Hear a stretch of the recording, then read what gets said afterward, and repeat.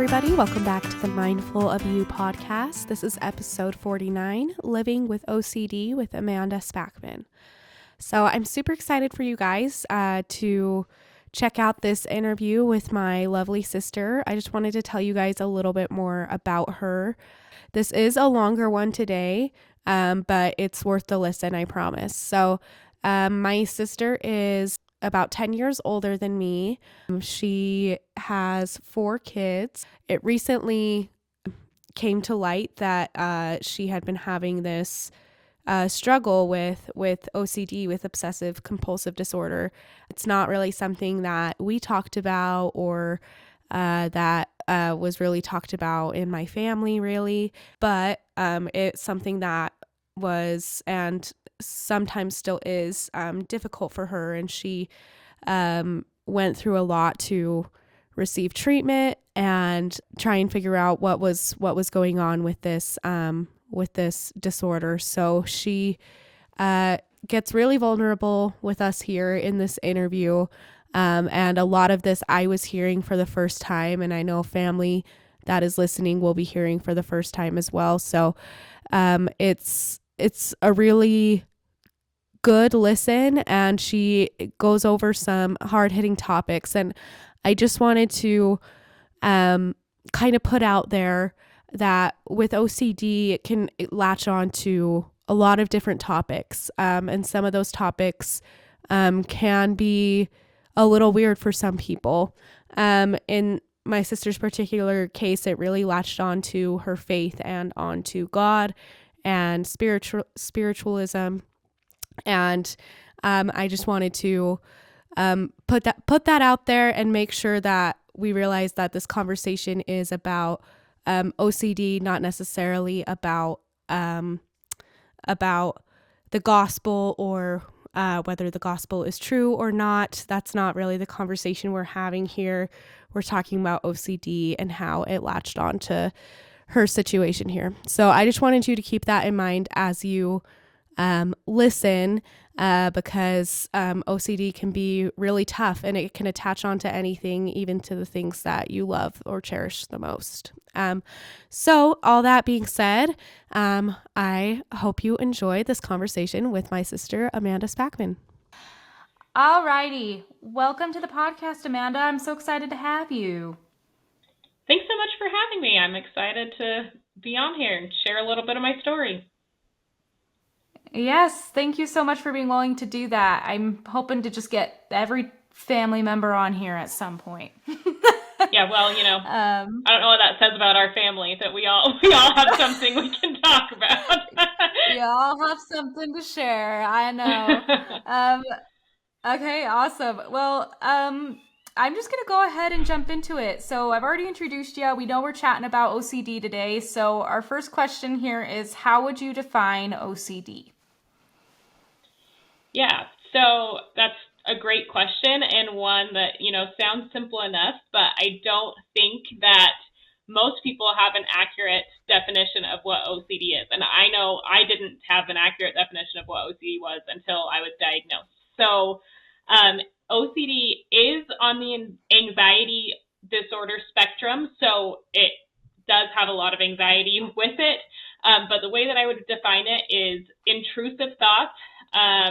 And intrusive thoughts are essentially just thoughts that you don't want to have, you don't feel like you chose to have. Not that we completely choose our thoughts, but thoughts that we kind of want to get rid of. And our method for sort of getting rid of those thoughts is to use compulsion, to manage the anxiety of those intrusive thoughts. So I just want to dig into that just a little bit more by talking about what that definition, like we said, that most people think OCD is. So most people are thinking about contamination OCD when they hear it. So someone who's really afraid of germs, or they're thinking of someone who really wants straight picture frames or something like that. So let's just take contamination OCD as an example.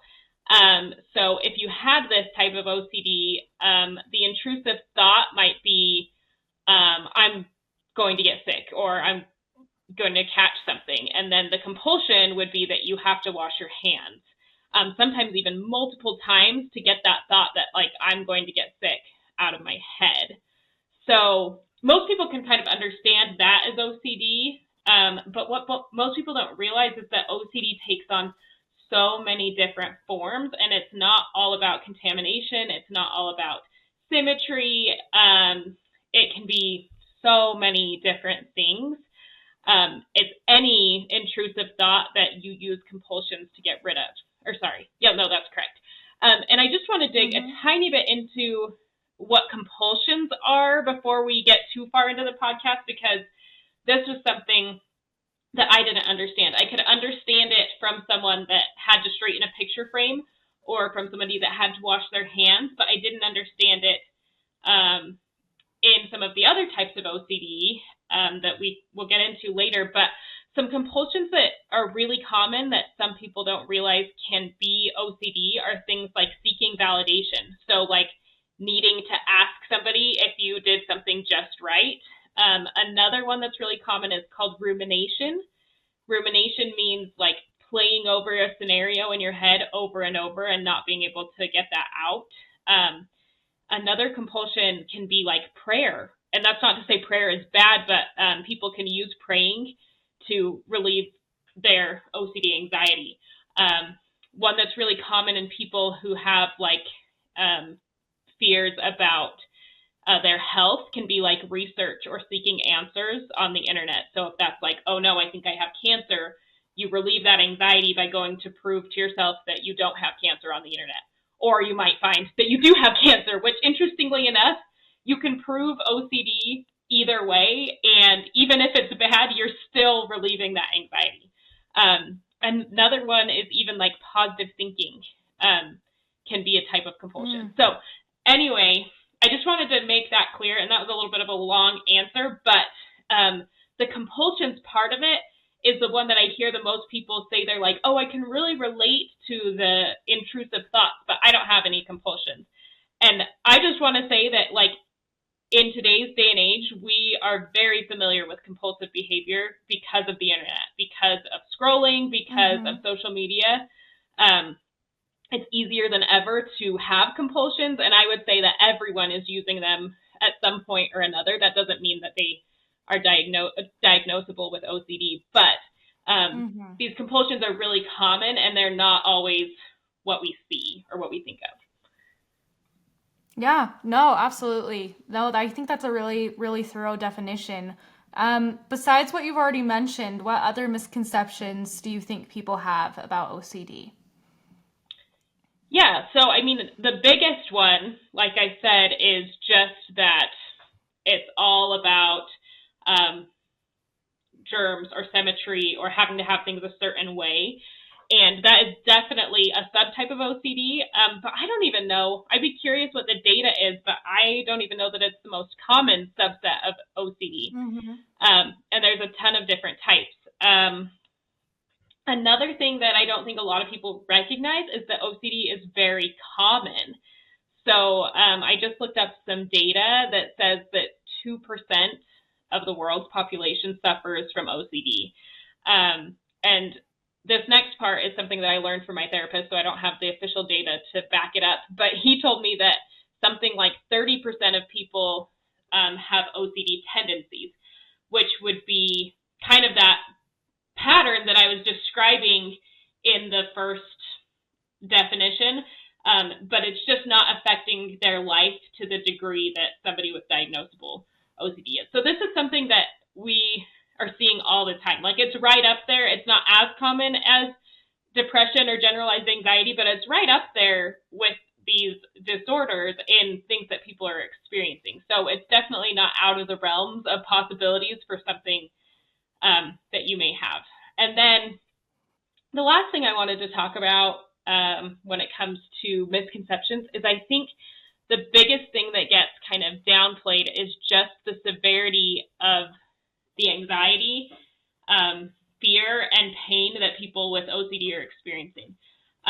So kind of with that definition that we talked about at first, a lot of people kind of identify themselves as OCD. They'll be like, oh, I'm so OCD, I need to organize this drawer. Or I'm so OCD, I just need to fix this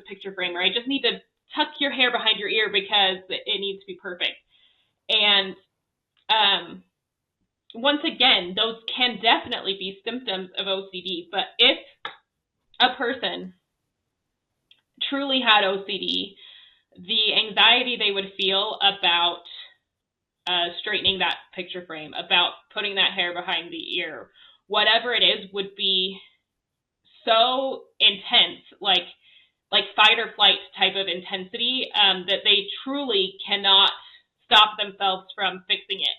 And it's not just a preference. It feels anxiety, or OCD tells you that it's a need. It's a need to make that happen.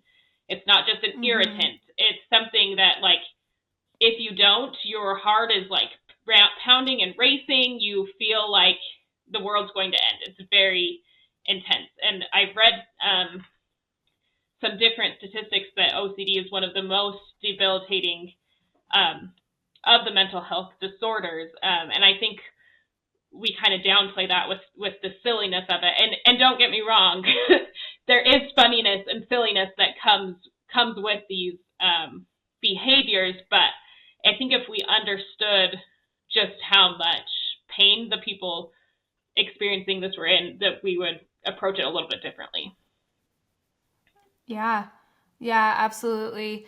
I think the difference is it's not something that could comfortably be left alone. It's not just like, oh my gosh, I guess leave your picture frame crooked. That's weird. It's a lot more intense than that. And I know you mentioned that OCD extends beyond those symmetry and contamination themes. And so I was wondering if you could talk a little bit about what themes your OCD has attached to, and just with that, maybe when you realized that you might have OCD.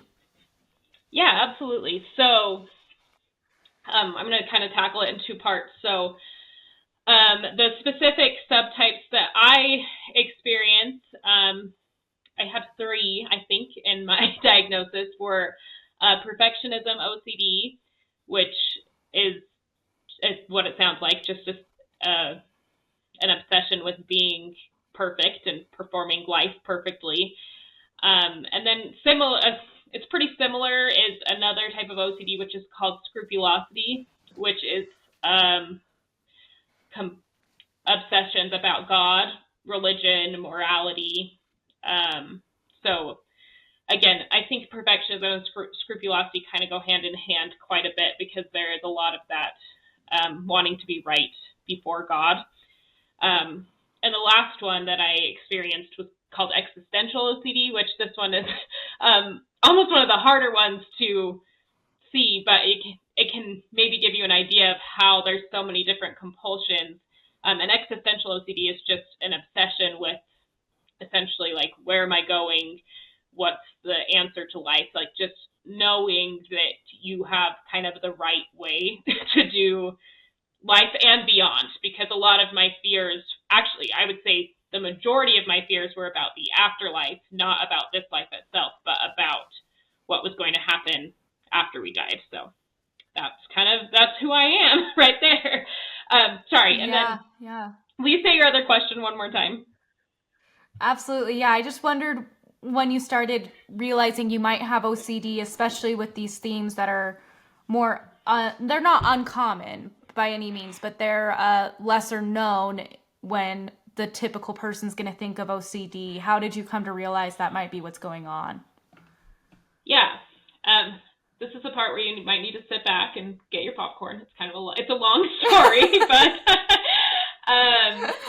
yeah. So first off, I just kind of wanted to say, going back to what we were talking about, what people understand to be OCD, that definitely played a role in me not having any inclination whatsoever that I had OCD.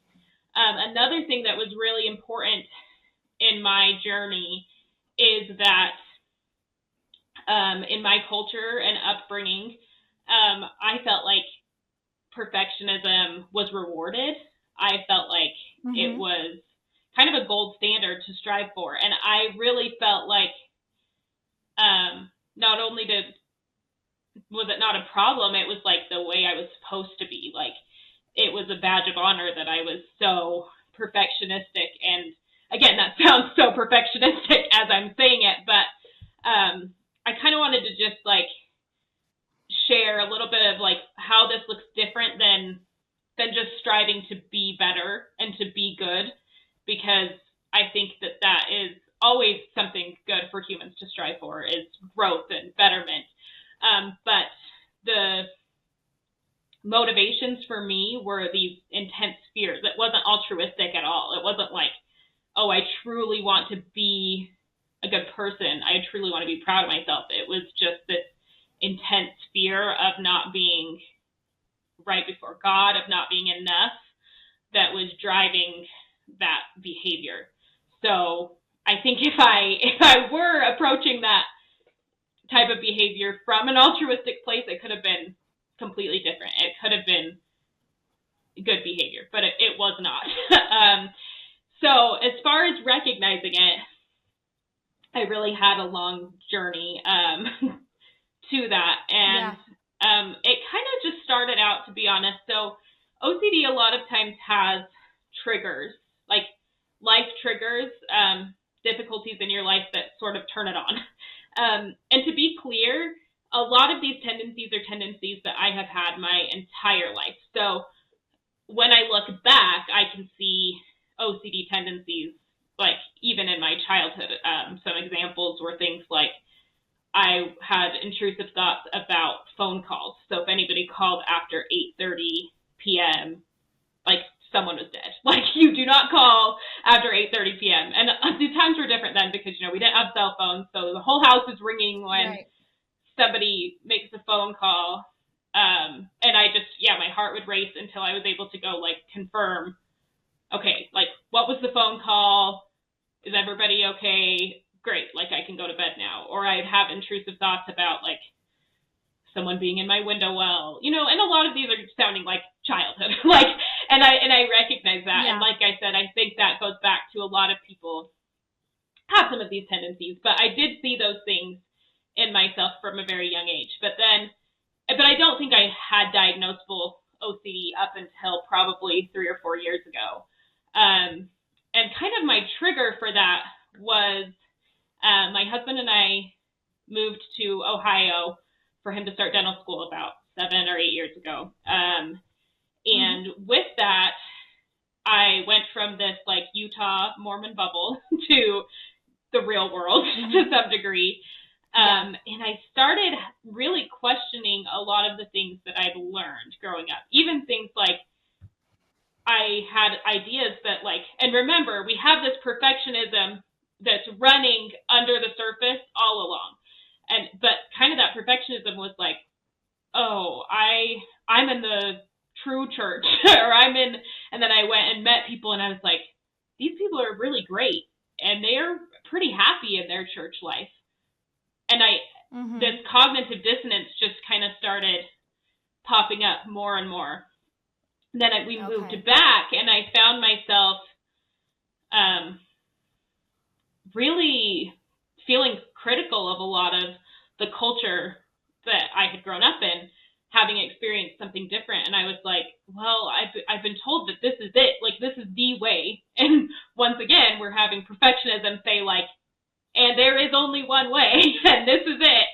And yet I'm seeing a lot of things that I don't like, or I don't feel like this is right.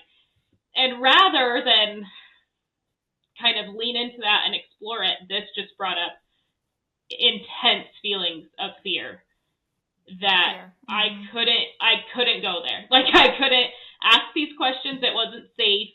And so I think what started out as like a faith crisis really just shifted into OCD. And I started, I really felt like I wasn't going to find peace until God answered these questions. And now looking back, I'm like, these are unanswerable questions, but I needed to know like with certainty that I was in the right church, that I was making the right choices, that I was all of these things that just couldn't be answered. And so then I started to really question the existence of a God, because I was like, I've been told that God answers prayers, and he's not. And so I just don't think that God is real. And yet OCD made me think like, well, you're going to hell then. And I'm like, as I say all this out loud, it's so clear how a little black I and white, wasn't in a good place. It was not only is it black and white, but how could I go to hell if there is no God? Like, it doesn't even make sense. Yeah. But I was like, no, you're going to hell because you don't believe in God. And I'm like, well, who's putting me in hell? Like, but they felt very real and very intense. Right. And also, I was terrified to share any of this with anyone. I just felt like, once again, like, putting that out there into the universe, like, was like admitting that those thoughts existed in me, and that was too much. So I didn't tell anyone for years, like, not even my husband. And I just, like, went to church and, felt damned the whole time, and it was awful. And I don't even know, well, there's kind of a turning point where I really realized, like, something might be wrong here. And that was, I don't know what year it was, a couple years ago. I was camping with my family, and I was out paddleboarding on the lake. We were up in Tony Grove. It's beautiful if you've never been there. One of my favorite places, doing one of my favorite things, and I remember being out there on the water on my paddleboard all alone, and I just looked around, and I felt nothing. Like, I felt completely numb. I didn't feel any awe at the beauty of the world. I didn't feel any joy doing something I loved. I just felt empty. And I recognized that, but like, this is not okay. So I think that was kind of, one of my first inklings that something was wrong, but I still had no idea what was wrong or what I needed to do about it. And eventually, I don't know what led me to feeling brave enough to, like, start. I really didn't share all of it at once. Like, I didn't, like, say, like, hey, honey, I don't know if I believe in God, or I don't know. It was more like I, like, started, like, putting these, like, little tentacles out of, like, like a thought that was like, maybe someone will grab onto this and recognize that I'm struggling. Sorry. But I wasn't, like, ready to, like, just, like, say it. And eventually I told my husband. I didn't tell, like, everyone. And then one day, my brother was up visiting for something, and for some reason I was just feeling, like, vulnerable that day, and started sharing, like, again, those tentacles of, like, what was going on. And he shared his experience with OCD, which was, like, he's my brother, and I had no idea. Like, I didn't know that was something that he'd experienced. And I was very skeptical. He kept being like, he was trying to be tactful and not being like, dude, you have a problem, while also being like, let me tell you some of the things that I've experienced.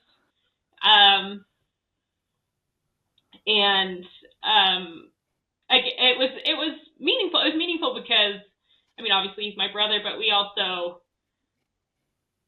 we have similar personalities, so I could see, I was like, oh, yeah, I can see that in you, and that was, like, the mirror I needed to see for me. So that was kind of, like, the turning point. And honestly, like, looking back at the time, I was still in that, like, numb phase. But, like, the first time I felt like somebody out there was listening. And I couldn't at the time, like, be like, that was God. Or, like, it was just like, someone cares. Or something, or the universe cares.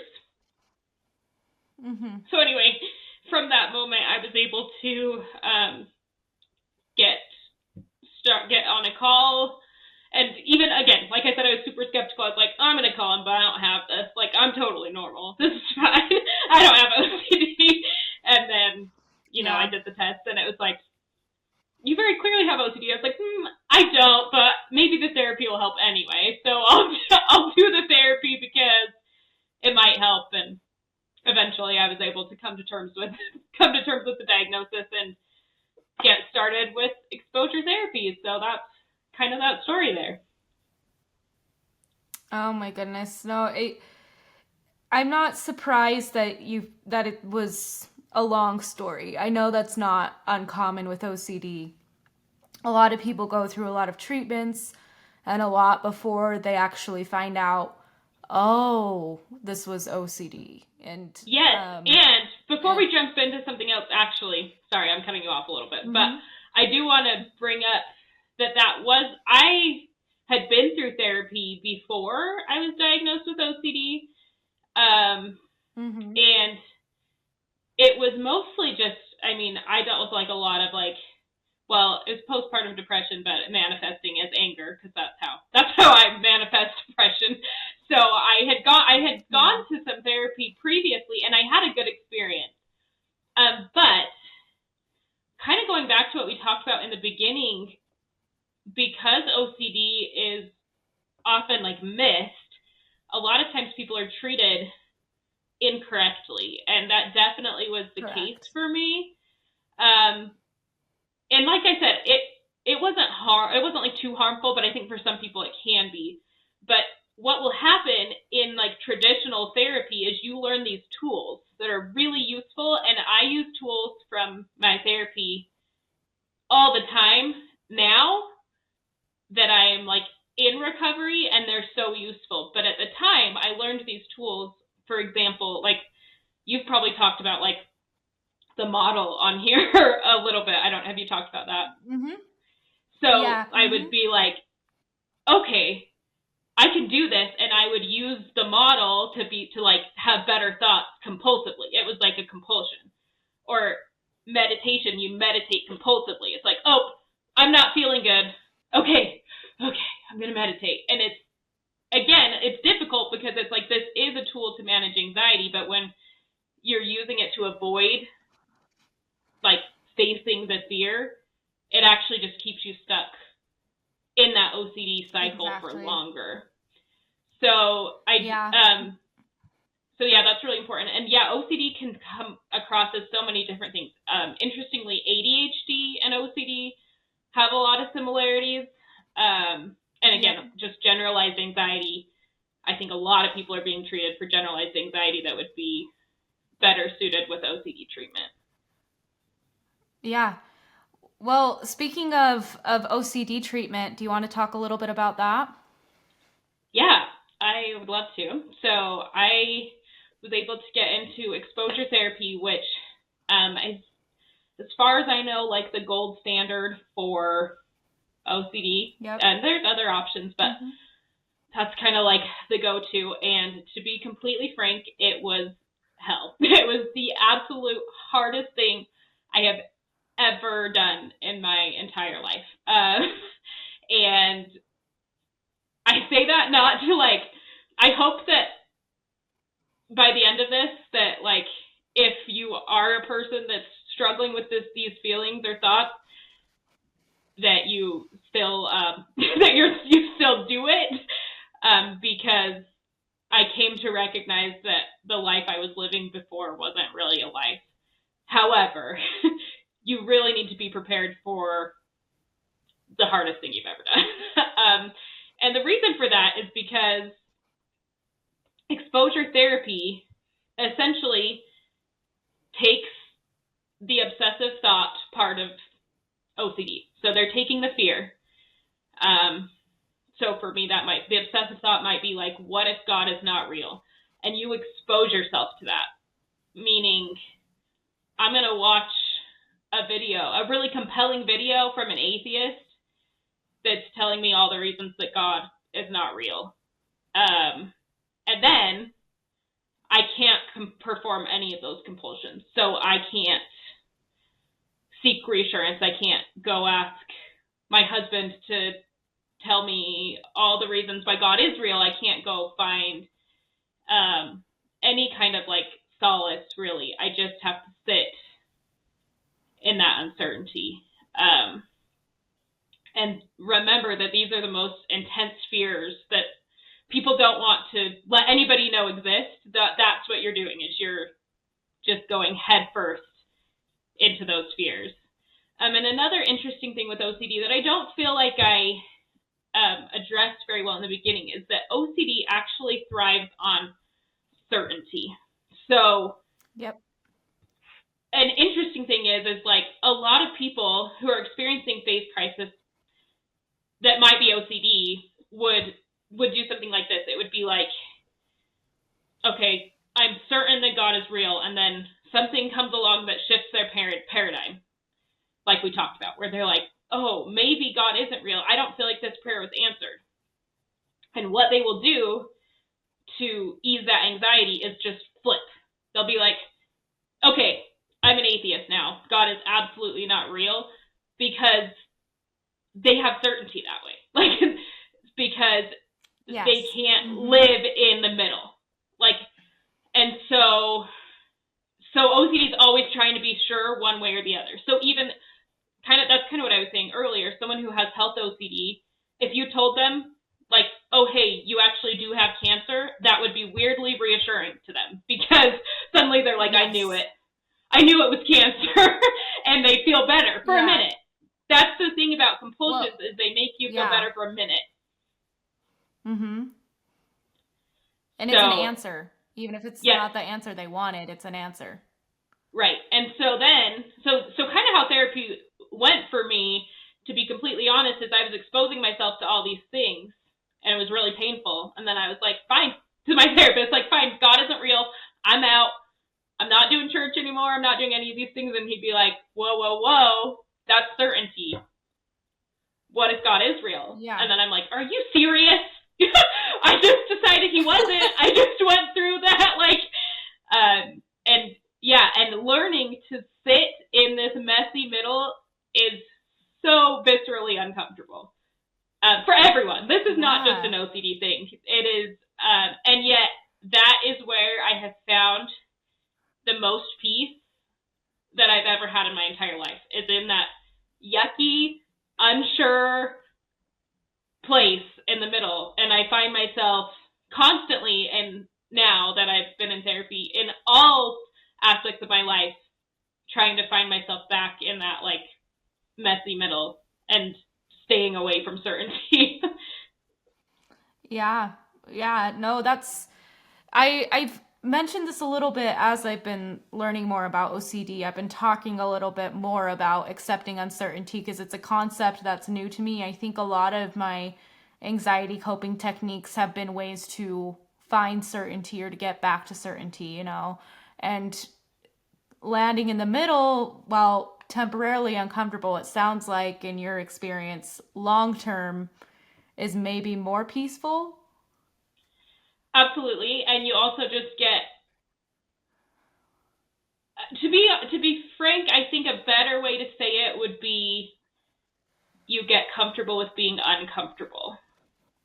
You kind of just expand your ability to sit in that discomfort, which means you also just kind of expand your ability to feel on, like, all ends of the spectrum. Like, I no longer had to feel numb, because I was okay with the yuckiness, if that makes sense. Yeah. And it's really hard to explain until you experience it. Yeah. No, that makes sense. So I feel like you've talked about the struggle that was OCD and the struggle that was treatment. And then you've alluded a little bit to how you're feeling now, but can you tell us a little bit more about how you're feeling now that you're more in the recovery stage of OCD? Absolutely. So I wish I could, like, go back to, like, kind of when I finished therapy and was talking to my therapist, because we kind of talked about this together. But one thing that is kind of the best way that I can describe it is OCD is really mean and really controlling. and one way that I recognize OCD now is that OCD tells me that I have no choice. So when I was in treatment, OCD would be like, you found out the truth. You have no choice but to leave the church. And that wasn't true. Like anything that your brain tells you you have to do is not true. Like you do not have to do anything. Yep. But I had lived my entire life with a voice in my head telling me that I had to do things, that I had no choice but to do them.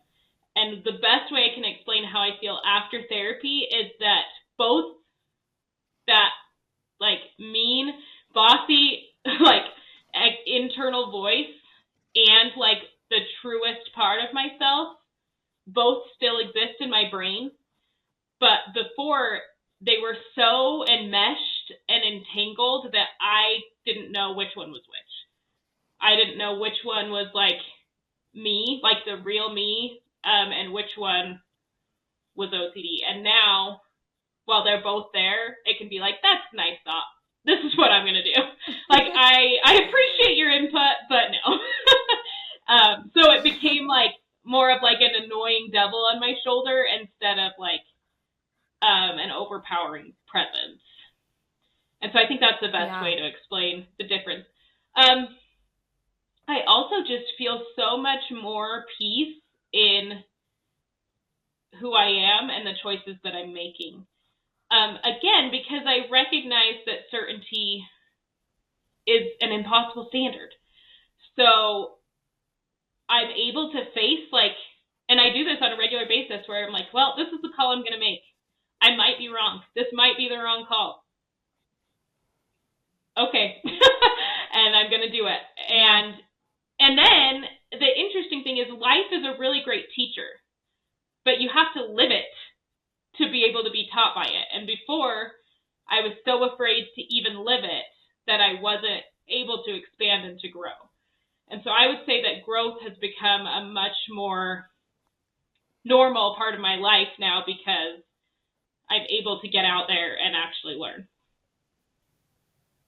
Yeah, no, that's it. OCD is like, from my understanding, like the fear and doubt disorder, and fear and doubt just make you want to hide and like make sure that you have control over something. And it can get so debilitating to the point that people don't leave their homes, that people don't talk to certain people that their higher self would maybe like to talk to. And I just, I know I'm kind of going back to the beginning, but almost just emphasizing like how debilitating it can be. And maybe even for those experiencing it, they might even not realize in the moment how debilitating it is until they're looking back and they're like, gosh dang it, I didn't do anything. I wasn't doing anything because I was full of fear. Yeah. I don't know. Yeah, absolutely. And I think that's an interesting point about mental health to begin with, is that a lot of times you don't know. You don't know how much better it can be until you experience it. So yeah, absolutely. And our brother Dylan, he's going to come on here eventually to talk about OCD as well. And I remember he mentioned like OCD is really hard and OCD treatment is really hard. Like they're both hard, but you want to get better, right? Absolutely. And that's one of my mantras in life. I use it in my business all the time, which is just choose your heart. Yep. By being brave and doing OCD therapy, if that's what it means for you, or whatever the cool thing about OCD therapy and exposure therapy is that actually I want to teach it to everyone. It's very effective. It's very cool.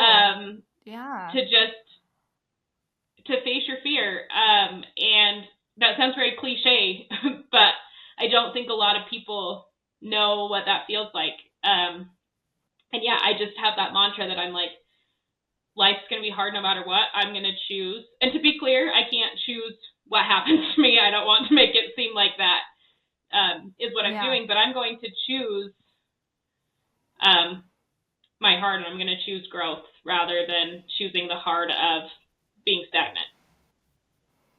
Absolutely. Oh, awesome. Thank you for sharing. So You've talked a lot about your experiences with OCD in relation to God, in relation to church, and this. I don't know if everybody who listens is LDS, but I reference the church all the time, and we talk about the gospel and all that stuff. And so just keep that in mind as you're sharing. You don't have to define everything. It's okay. I just am wondering how OCD has affected your spiritual life and your church life. Absolutely. So, overall, it is immensely better than it ever was. However, I feel like there's just a lot that happens with spiritual growth. And this goes a little bit along with like choosing your heart, but there's always something to grieve. And I, to this day, grieve certainty about God. I grieve being able to say, like, I know beyond a shadow of a doubt that this church is true. I know beyond a shadow of a doubt that God is real. And I don't know that that's something, I'm not going to say I know I won't ever have that again, because OCD would have me say that. I don't know that that's something that I will ever have again, and that still makes me sad. That still feels like a loss. However, what I gained was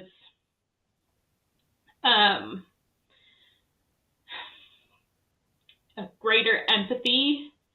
I feel like a more godlike love and a real testimony of the transformative power of the practices of the gospel. And I honestly just want to be clear that, like, I just stopped asking the questions. Like, I no longer ask God if he's real. I no longer ask God if the church is true. And I realize in some ways that's like controversial. And like, there's like scriptures that are like, and ask and you shall know. And I'm like, my way of knowing. Not me. Yeah. Comes from practicing. And learning and growing. So I feel like I used to regard church as like my sanctuary. It was like where I found peace, where I found safety, where I found certainty. And it has become my workshop, my like place to get dirty and to figure out this love thing. And I definitely feel like another thing that I grieve a loss of is a feeling of fitting in. Like, I used to feel like I fit perfectly into what it is to be a Mormon. Like, I was that. And I'm using that word. I know that we don't use that word anymore. I'm using it because I feel like it almost like defines what I'm talking about better. Because I'm not really talking about what it means to be transformed. I'm talking about like the cultural side of things. Like, I fit that. And now that dissonance that I talked about that kind of started the whole thing, like, it's not gone. Like, it's not like I'm like, oh, now I know that this is all good. Like, I didn't receive answers. It's, I guess, what I'm saying. That's not, and that honestly is something that I feel like I should bring up, because that's why I went to therapy, is I thought therapy was going to give me answers. And instead I found out that the answers were the problem, or seeking answers was the problem. So anyway, I did give up that fitting in, but I seek more for belonging.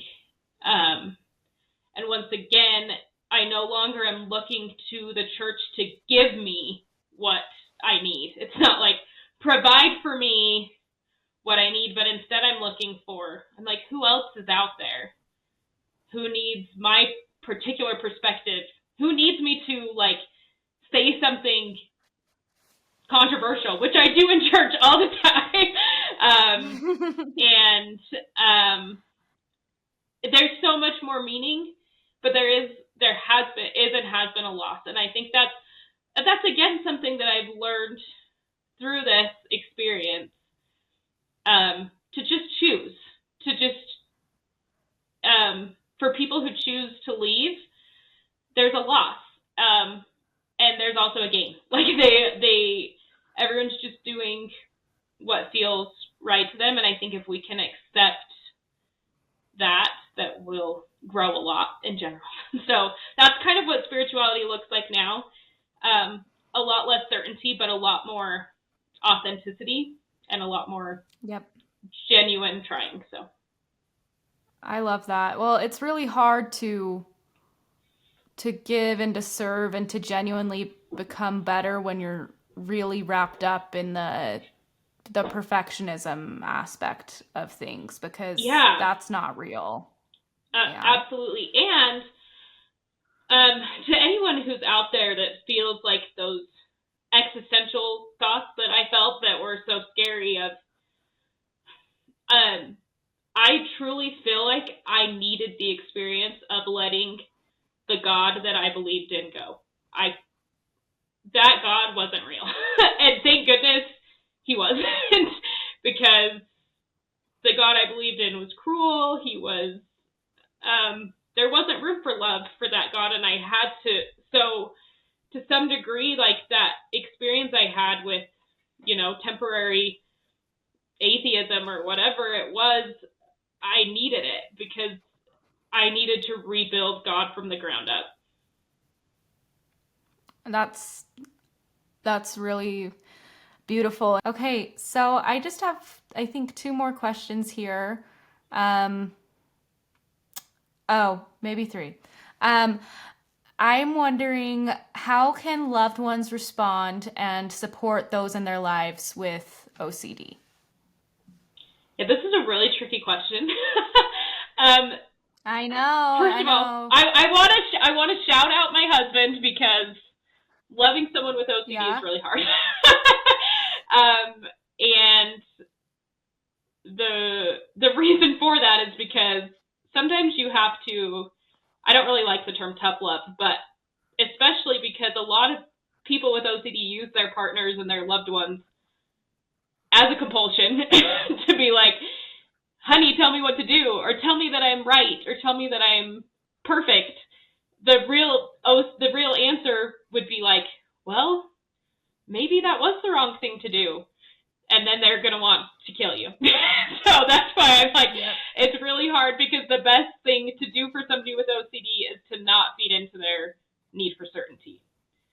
And they also are going to be feeling so much anxiety that they might take it out on you. And my spouse has been the recipient of unfair lashing outs more times than I can count, and I am grateful to him for that. I think while you don't have to you should try not to feed into their need for certainty.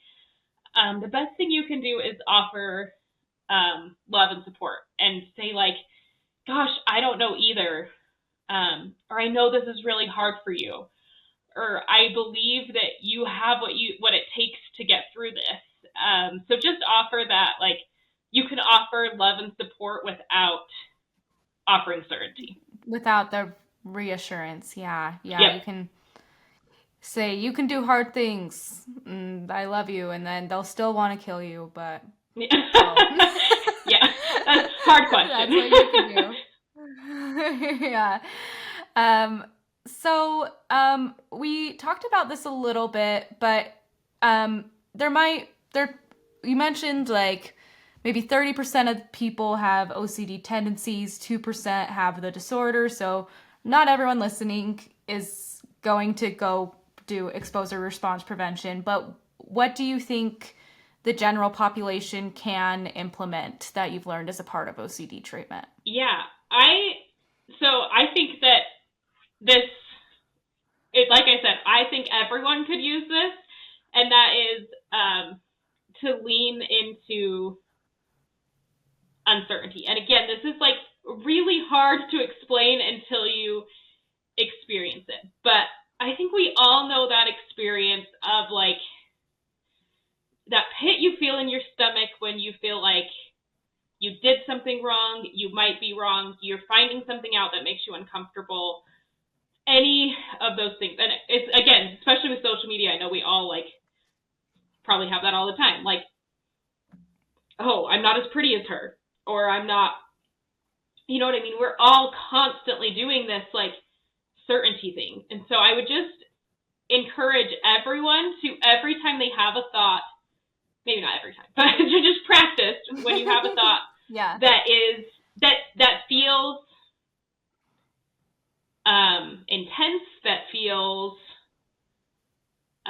like it's trying to force you to do something. It feels like anxiety in general, to just lean into it. So if it's like, you're not as pretty as that girl, it's like, maybe I'm not, but maybe I am. I don't know. Yeah. I'll never know. Maybe if you have a thought that's like, oh, I don't think that person likes me, maybe they don't, but maybe they do. I don't really know. You know, and I think it's really important to flip-flop on that, to not just, because once again, we're trying to stay in that like place of uncertainty. So absolutely, we can take this both ways. Let's say we have the thought of like, that person doesn't like me very much.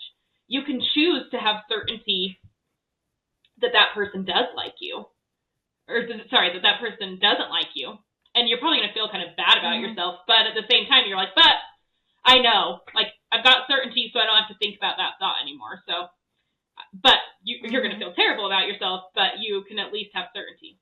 Or on the flip side, you might be like, no, I'm going to positive think my way out of this. I think that person definitely does like me. And then 2 days later, they're going to do something else, and you're like, crap, maybe they don't. Maybe they don't. You're back there. Until you can just learn to be like okay with the maybe they don't, maybe they aren't.